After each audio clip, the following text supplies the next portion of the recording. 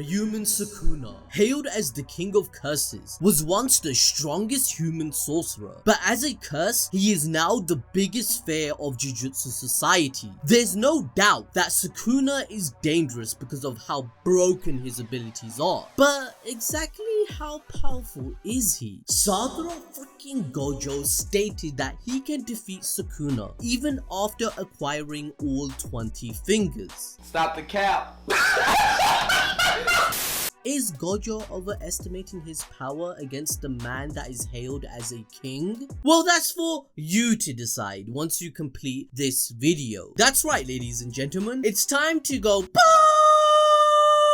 deep, breaking down everything we know about Sukuna's power level and answering the burning question of how strong he really is. Sukuna is synonymous with terror because he used to be a sorcerer that was considered more like a natural disaster even when he was alive as a mere human. In fact, people around him, the sorcerers, the politicians, and even Sukuna didn't recognize himself as one. He was the king of curses in the Heian era, which was the golden age of curse techniques. In this era, sorcerers and curse spirits were much more ferocious than they are today. But even then, Sukuna managed to reign supreme. As a human, he drove elite sorcerers to their deaths whilst they tried to kill him. These were multiple special grades of the golden age. However, they ultimately failed. Thus, Sukuna became a legend that was passed down in history for many years to come. The human Sukuna wasn't simply just a man. He became a divine enlightened being with 2 faces and 4 arms. That's not exactly normal, mate. Similar to Satoru Gojo, who claims to be the enlightened one, quoting Buddha himself, Sukuna presents the same theme. Sukuna unlocked the secrets behind Jujutsu sorcery, where his knowledge extended far greater than even Master Tengen, who evolved becoming immortal over the course of 1000 years. Whereas Sukuna, in a mere lifetime, evolved further than Tengen. With his supreme knowledge of curse energy, he unlocked true immortality. Yes, even after his own supposed death,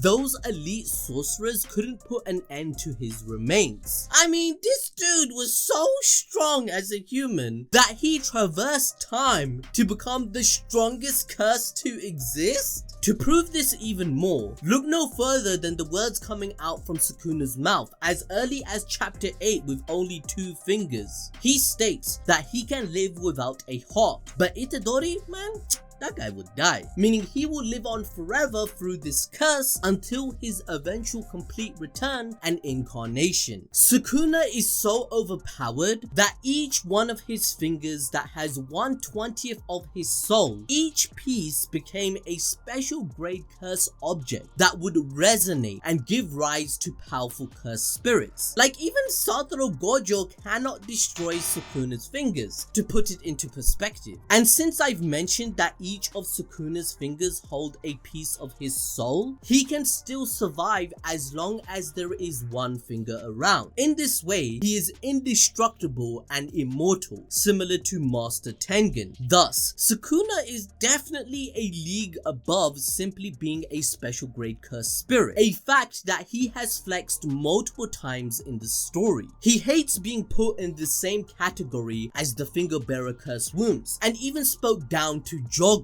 who was proud of grouping curse spirits together. Sukuna doesn't even identify as a curse. He claims to know about true jujutsu that ordinary curse spirits don't know about. The story even presents the queen of curse spirits, Rika, as an unimaginable powerful force that has endless amounts of curse energy, as Suguru Geto mentioned. Rika was the reason Geto was taken down, someone that Satoru Gojo in his teenage years saw as an equal before unlocking reverse curse technique. Yet Sukuna, who assumes the throne as king, he scales many times higher over Rika. For one, Sukuna isn't bound to itadori like Rika was to Yuta, nor does he have the duty to protect his host. But let's dive a little deeper, scaling his power. Sukuna has honed his skills to the point that even 400 years ago, Kenjaku informed Kishimo that the strongest sorcerer he knew was Sukuna. This means over 6 centuries, 600 years my guy, Sukuna still claimed the #1 spot as the strongest in Kenjaku's eyes. That was, of course, until the guy actually Gojo was born to challenge the title.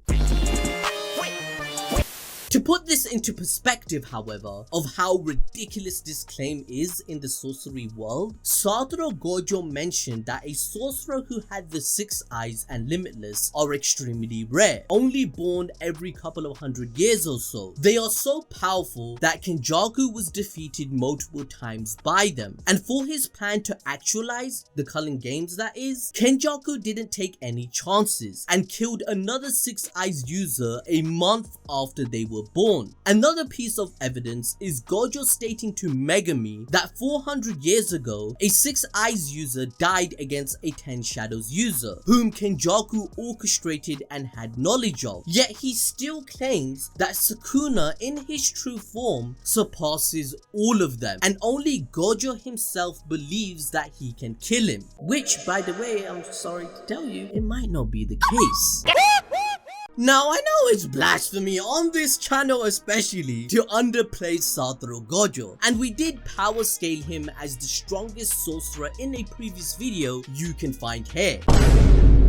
If you're a silly willy and you didn't know we produced this video already, make sure to hit the notification bell next time and like the video. We need your support to keep producing these videos. But essentially, we have proof that Sukuna equals Gojo's power. If not, he has even more than him in his true form. Please don't start a war in the comments. Please don't hate me off. Frick, it's too late, isn't it? We do not care. Sukuna, unlike Satoru Gojo, has a lot of mysteries which are yet to be unraveled. But what we know for sure is that even a powerful special grade sorcerer like Uro classified certain people in another category above. According to the story, Yuta Akatsu is second to none to Satoru Gojo, but Uro highlights his limitations because there are sorcerers who are above all without any. They are the most supreme, who see themselves as a natural calamity, not sparing any emotions and humanistic morality. The epitome of this very statement is none other than Sukuna. He's literally, and I mean literally, built different. Sukuna's abilities personify this very notion. His divine origins are completely in line with his curse techniques that are lethal to witness. Cleave and dismantle are 2 invisible curse techniques that Sukuna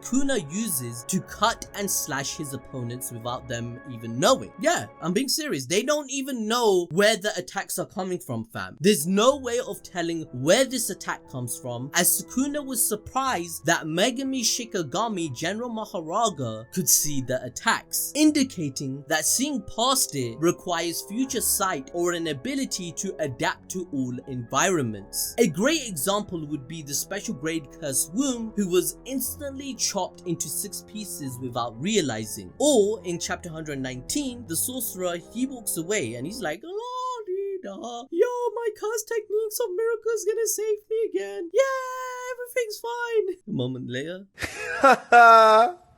Man, I'm dead. The manga illustrates dismantle and cleave as 2 different sets of knives. Dismantle is the default slash, whereas cleave can be adjusted on the basis of the opponent's toughness and curse energy level. So, Sukuna's offense is impeccable because even if dismantle doesn't work, cleave can adjust and cut the opponent in one swoop. The speed of these attacks is also incredibly high, as they even overtook General Maharaga's regeneration speed in the Shibuya incident. General Maharaga is a Shikigami, considered the strongest to ever exist, where throughout its history it was never tamed. If Sukuna's attacks can outspeed his regeneration, Hakaire's automatic reverse curse technique, bro, that would be a joke in comparison. It wouldn't even matter. The manga stated that Hakaire is faster than Mahito, who had the capability to activate his domain expansion in 0.2 seconds. So this means Sukuna outscales both of these characters who are considered overpowered multiple times over. Breaking it down, Kashimo made Hakaire incapacitated a couple of times over, waiting until it healed. Yet Sukuna almost no-diffed the general, whom possesses superior regeneration, speed, power, and abilities compared to the two. However, if we were to scale the minimum speed and power of each attack, let's look back to when Sukuna used his dismantle on Nanako, where everything happened in less than a second. From the looks of it, Sukuna didn't even move an inch. Yet before Nanako could press a button to capture a picture, she was dismantled. Now I'm gonna use my degree in anime bullshit science to quantify how overpowered Sukuna is. According to the Census School, the average reaction speed for a young female is less than 44 milliseconds. Sukuna dismantled her full body equally into many squared pieces. This would mean the speed of this attack is much less than 44 milliseconds if we consider dismantle had to be used in every part of her body, which is around 160 centimeters. Another advantage that Sukuna has with cleave and dismantle is that the attacks can be continuous rather than being one-shot blasts of power. Sukuna's curse technique can be thought of as a constant barrage of blades and knives that you can't even see, rather than one precise hit of a knife. It means that Sukuna can cover a large area per attack, significantly contributing to the fact that his attacks just cannot be evaded through guesswork. And to put Sukuna's powers into perspective, the fastest knife thrower in the world can hurl 102 knives a minute. Sukuna, on the other hand, instills true terror through another one of his handiwork, Malevolent Shrine, which severely outdoes the attacks per minute, perhaps even by a couple thousand. Using the math we did earlier against Nanako without being serious at all or using his domain, let's say that attack that sliced her into multiple square cubes was indeed 44 milliseconds. And this is on the low end, assuming that it took that long, which we know it didn't. That would mean Sukuna can use his curse technique 1,363 times in a single minute.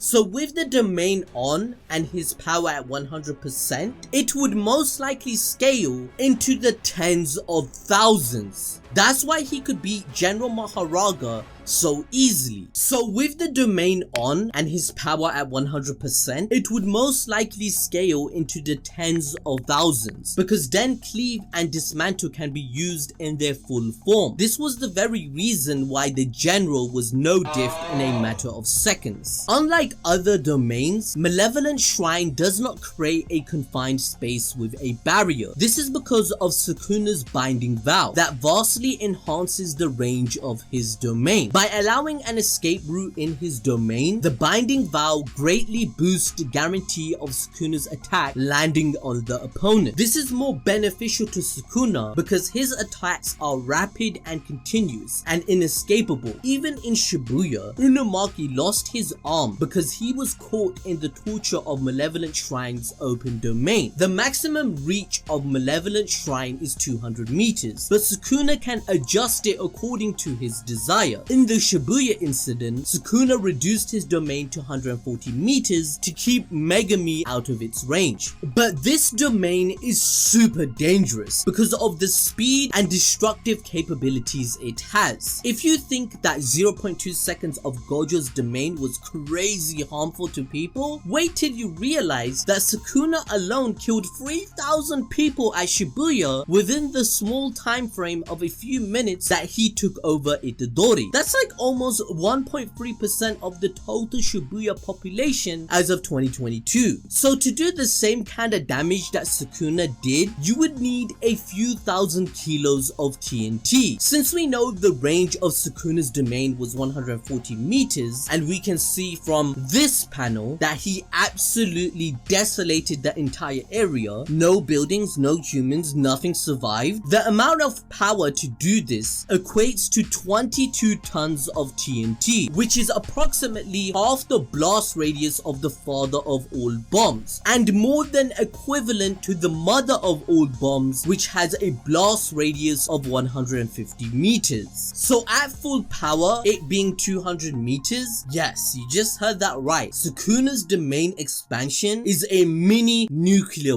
bomb. Okay, Adil, now that's great, but let's rewind a little. He single-handedly took down the one Shikigami that no 10 Shadows user could in history. Nobody in the infamous Zenin clan has ever exercised Mahoraga, but Sukuna did that with relative ease. Failure! Failure! Failure! Failure! Keep in mind that Gojo even hinted at the fact that Megumi could be as strong as him someday because of the 10 Shadows technique. Given that a 10 Shadows user and a 6 Eyes Limitless user had killed each other in battle long ago, Sukuna's feat in ripping Mahoraga to shreds is just batshit insanity. The story called Malevolent Shrine a divine technique because Sukuna can realize his domain without any barrier. It's just like an artist painting his art on air instead of a canvas. This ties in with the earlier mention of Sukuna's divinity, but there's also another hint towards that. The hand sign for Sukuna's domain expansion corresponds to a hand sign held by Enma Tennin. This god also has the names Lord Enma or Yama in Hindu mythology. He is the king of hell and judges people's souls. Interestingly, myths also say that he was human before becoming the king of the dead land. Now you don't need me to tell you that that sounds way too familiar. That's because even Sukuna was a human shaman before becoming a curse, and the original Sukuna, who is the inspiration, is said to have been a human as well. So all in all, we can see how mighty Sukuna is even if we look at just one of his curse techniques. And even though Cleave and Dismantle seems to be Sukuna's go-to technique, he isn't the king of curses for nothing. He shocked everyone, including Jogo, his opponent at Shibuya, by using an enigmatic redacted cursed technique. Sukuna deemed Jogo to be a worthy opponent after toying around with him, and even used Jogo's speciality to kill him, that being fire!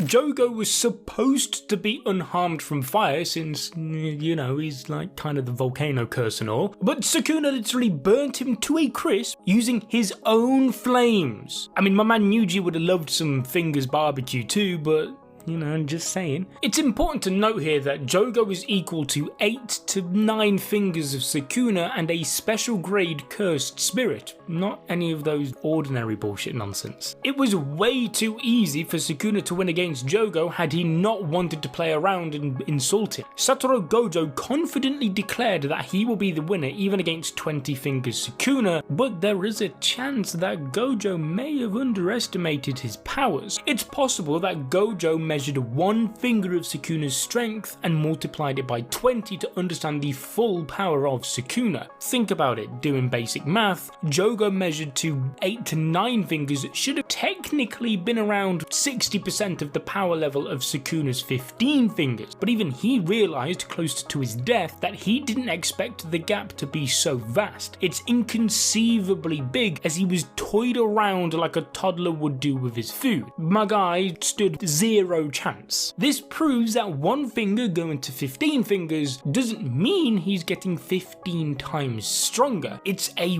way more vast and exponential multiplier than that. Regardless, this moves us on to Sukuna's ridiculous speed. A crazy thing to realize about Sukuna is that his speed can be compared to Gojo himself. According to Megumi, Toji rivaled Sukuna, meaning that Toji with his heavenly restriction was equal or slightly slower than him. However, the one flaw with Megumi's testimony is that he had seen Sukuna only at the power of 3 fingers. At 15, it must be much more. Gojo is an extremely fast fighter who moves at speeds that the human eye can't perceive. In fact, he is the fastest sorcerer in Jujutsu Society, seconded only by Naobito Zenin. Gege confirmed Gojo can also use teleportation, as he did when he travelled all the way back to the training and flew back to the fight against Jogo in a matter of seconds. Now, it's important to remember that Gojo is the fastest sorcerer as well, because Naobito was given that title excluding Gojo, but Sukuna was on the same level as him. He very easily overpowered this criterion against Jogo as well, as he dodged Jogo's maximum attack meteor. Funnily enough, we have witnessed Sukuna with 15 fingers showcasing a new level to his speed, which brings us quite nicely to the epic moment when Sukuna dodged a whole ass meteor. We know that Sukuna was able to easily dodge this, so with that in mind we can calculate the minimum speed for Sukuna at 15 fingers, and let me tell you,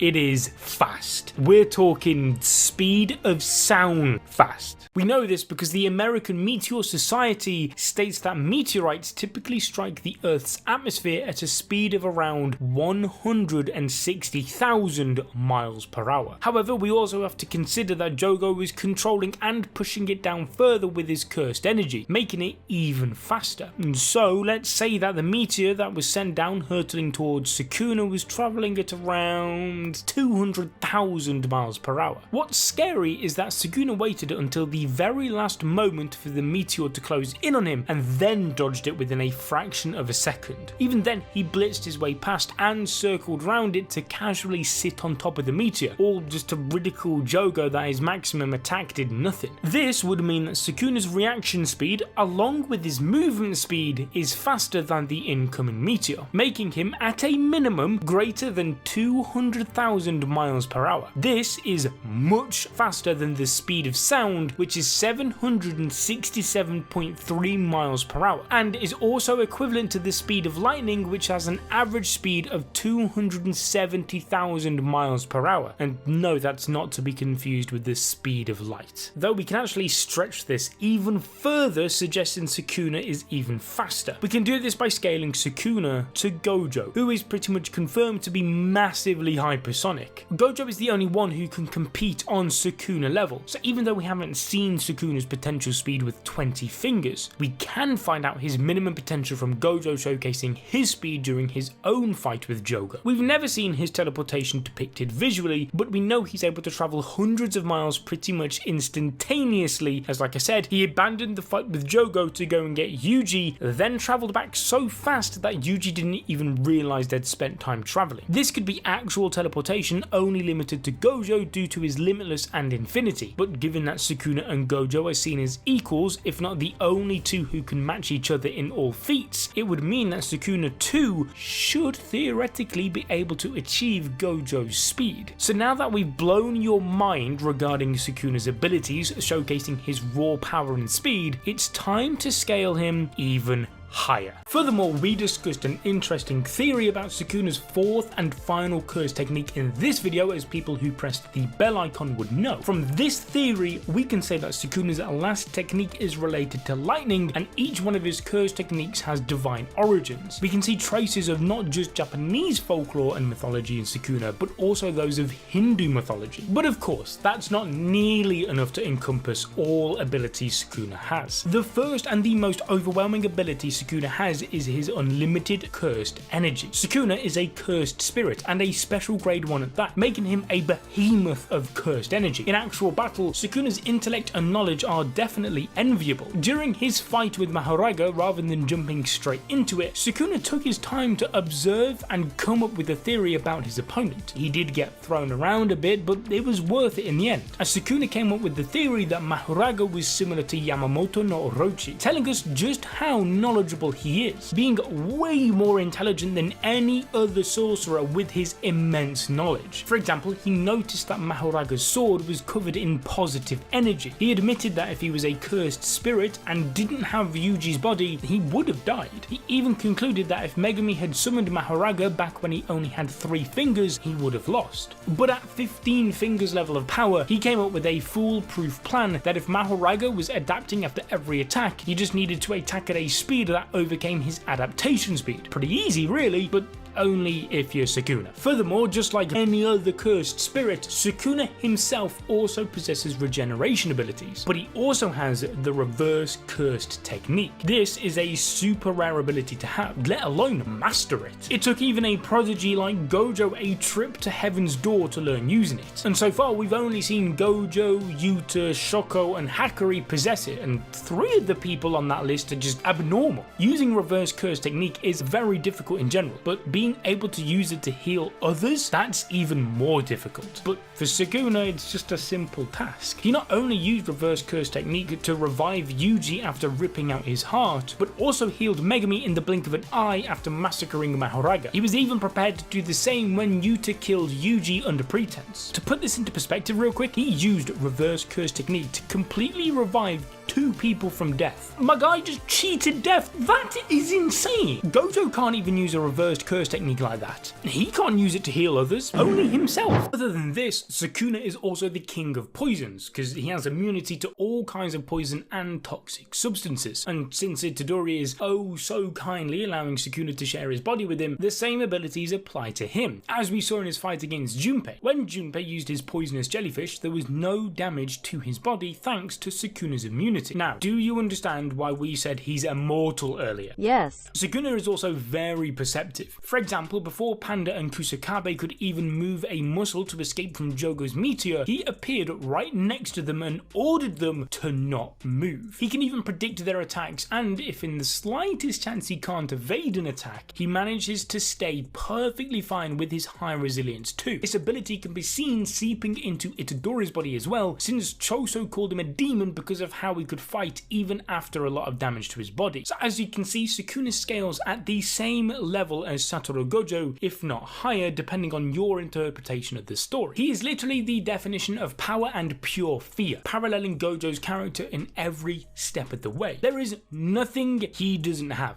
except maybe a body of his own, but he is truly the most fearsome of curses. And now, I think you should go and watch this video power scaling Satoru Gojo, and maybe then you can make your own opinion on who is stronger.